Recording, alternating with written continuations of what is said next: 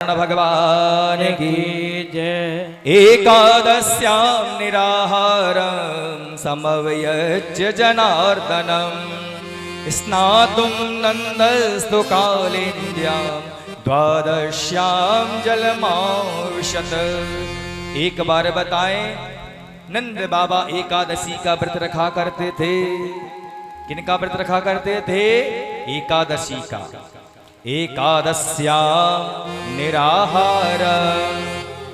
पहले पूर्व काल में जो व्रत रखा करते थे वो निराहार ही रखा जाता था। जब संकल्प में विकल्प आता है तो संकल्प कमजोर हो जाता है। उसी प्रकार जब लोगों ने आज आधुनिकता लगा दी आध्यात्मिकता में, तो आध्यात्मिकता भी कमजोर होने लगी। नंद बाबा ने निराहार व्रत रखा, वो भी एकादशी का। एकादशी का व्रत का नियम पता है?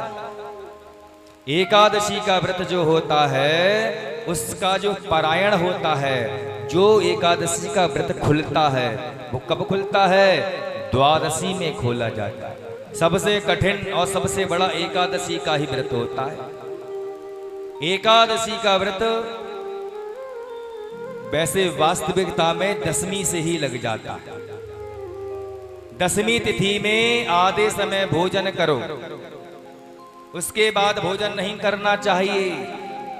जैसे कि आज दशमी तिथि है, आज दोपहर तक भोजन करो, उसके बाद भोजन मत करो। और कल एकादशी है, कल पूरे दिन व्रत रखो और परसों द्वादशी में ही व्रत को खोला जाए। इसलिए एकादशी का व्रत पूरे 2 दिन का ही माना गया है, तीसरे दिन ही खोला जाता है।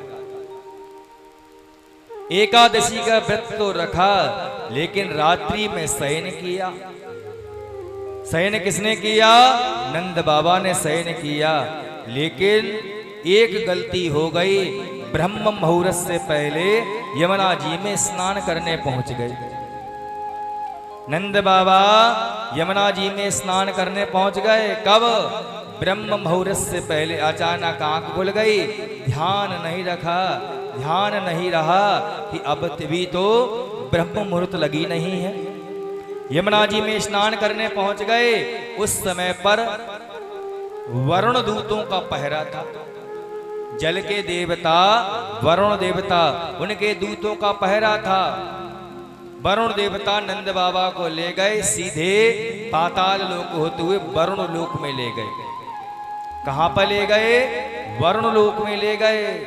और कहने लगे, महाराज, हे भगवान, हे वरुण देवता, हे जल के देवता, देखो ये जो मानव है ये शास्त्र की मर्यादा का उल्लंघन करते हुए, शास्त्र की मर्यादा को न मानते हुए यमुना जी में स्नान करने आए हैं।